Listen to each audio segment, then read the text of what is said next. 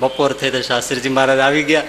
એટલે તરત કોઠાર સામે વાત કરી કે સ્વામી આવું થયું છે, પણ તમે આવ્યા છો, થાક્યા પાક્યા છો, એટલે તમે પહેલાં નાહી ધોઈને બધું કરીને જમી લ્યો, થોડો આરામ કરી લ્યો, 3-4 વાગે ઠાકોર જાગે પછી આપણે આ બધું સંભાળશું. સ્વામી કે ના, જમવાનું પછી, ઠાકોર જમાડવાનું આરામનું પછી. કોઠારી સ્વામી આપણે પહેલાં એનો અરજણ બાપાનું દુઃખ ટાળવું જોઈએ.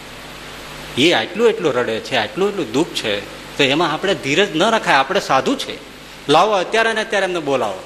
હે સંત પરમ હિતકારી ભાઈ તરત જ એમને કીધું લ્યો સ્વામી આવી ગયા છે. આવીને આવી બેઠા, પણ જેવા સ્વામીને જોયા થયો પ્રવેશ, તરત પગ પકડીને માથું મૂકીને કરુણ આકરણ કરે. સ્વામી હાથ ફેરે, બાપા ધીરજ રાખો, શાંતિ રાખો, જે થવાનું થઈ ગયું, રેડાથી શું મેળ પડશે. બાપા કોઈ પણ હિસાબે બદ્રિકાશ્રમમાં મોકલો, બદ્રિકાશ્રમમાં, અક્ષરધામમાં મોકલો તો અક્ષરધામમાં, જ્યાં મોકલો ત્યાં મોકલો, પણ મને આ રખડતી યોનિમાંથી છોડાવો. મહા ત્રાસ છે, મને મહારાજનું કોઈ સુખ આવતું નથી, કૃપા કરો. સ્વામી કે કરીએ. બધી વાત જાણી, પૂછ્યું બધું, તમને આવું કેમ થઈ ગયું, બધી વાત સાંભળી. એટલે સ્વામી કે બાપા ભૂલ થઈ, ભોગવવી તો પડે, પણ સારું ધીરજ રાખ. સ્વામીની પૂજાના જે હરિકૃષ્ણ મહારાજ આપણે દર્શન કર્યા હોય એ ઠાકોરજી મંગાવડાવ્યા.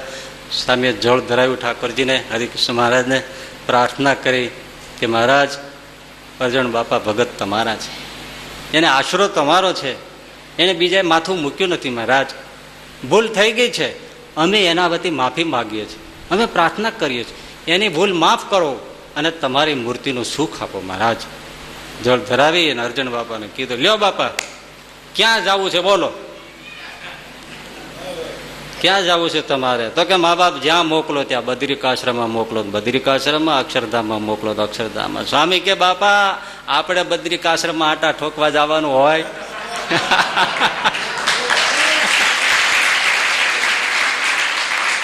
પછી ક્યારે આ પુરુષોત્તમનો ભેટો થાય બાપા, એવું માટે કાં તમે વાયા મીડિયા કરો મારા વાલા, એકમાંથી બીજી ભૂલ કાં કરો. અમે બેઠા, મહારાજ પ્રગટ બેઠા છે, લ્યો આ પીવો જળ ને જાઓ અત્યારે ને અત્યારે મહારાજની સાથે અક્ષરધામમાં. એ જળ પીધું અને ફરીથી દેહ મુક્તા એમ હાથ જોડીને ગયા. તે દી ઘડી નાજનો દેહ આવે.